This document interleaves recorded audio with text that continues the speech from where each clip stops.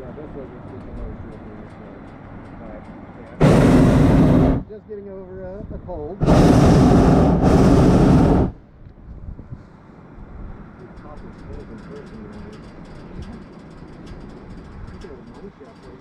Or at least it's a lot of these hills were mined for gold back in the 1800s to early 1900s. Luckily for most of these deserts, the area didn't do well enough that it just destroyed the desert. A lot of these are park and preserve area now. In fact, you can see some tailings probably right up there. They've covered over a lot of these old mine shafts because they don't want people going into them. There was a guy, this is a true story, some guy was stuck out here in the desert for something like 10 days in a mine shaft. By the way, that's a saguaro skeleton right there lying on the ground. When those saguaro die, all the fleshy part erodes away, and you're left with this skeletal structure. It's very lightweight wood, almost kind of the consistency of balsa wood. Maybe even a little bit more porous than that.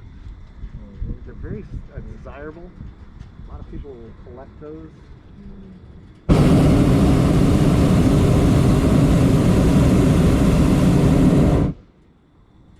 No, that's better. You can get us all back. Okay. I haven't flown in a while. I am kind of rusty. No, we'll be fine. There is a delay time from the time that I hit the burner until it reacts inside the balloon. So basically, like this first little knob here, the burns I did just a moment ago is really what's going to carry us up and over that. So you're like, I notice he keeps talking and he's not in the burner. Yeah. Oh look, there's a hiker. Let's go say hi to the hiker. So you really do have to anticipate the balloon when you're flying over terrain like this. This is where experience comes in.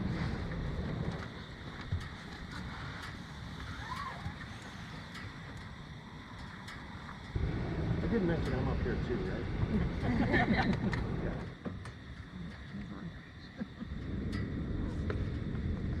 I think we're being followed. Look at that. Jordan knows a good thing. He dropped down with us. I do love seeing these pictures on Facebook or Instagram later, or even Snapchat or whatever. In fact, this guy, I think, stopped just to take our picture. Look right over here. People will post pictures and tag us. We got logos on the side of the wheel. It's really awesome.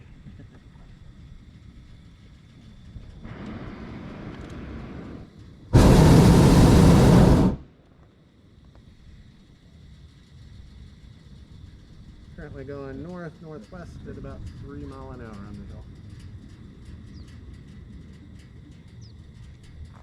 Hi, good morning. Pardon me, do you have any Grey Poupon?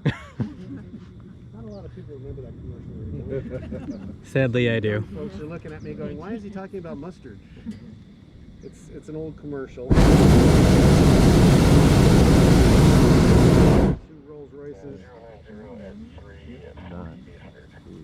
Come up next to each other, and one rolls down the window, says the other, pardon me, in a very distinguished accent.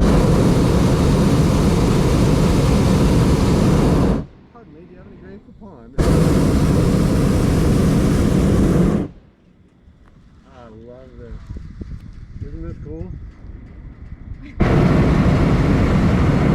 You try to avoid doing this with most aircraft. These saguaro cactus have been blooming. I can see one up here. It's got a bunch of flowers on it. Once it flowers, and it's got these white flowers with a yellow center, once it flowers, it starts to produce a fruit. The fruit's green on the outside, but eventually that fruit splits open. It's almost like a second blooming because it's a reddish pink color on the inside.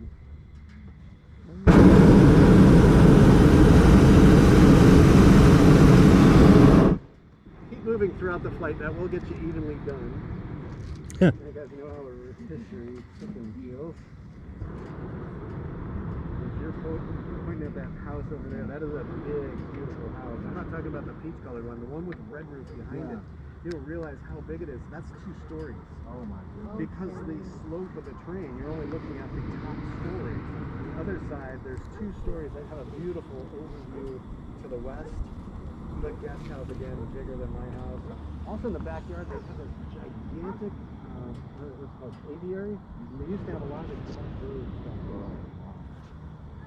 We know because if you'd ever fly real close to the place, you would hear the birds and then also hear your former neighbor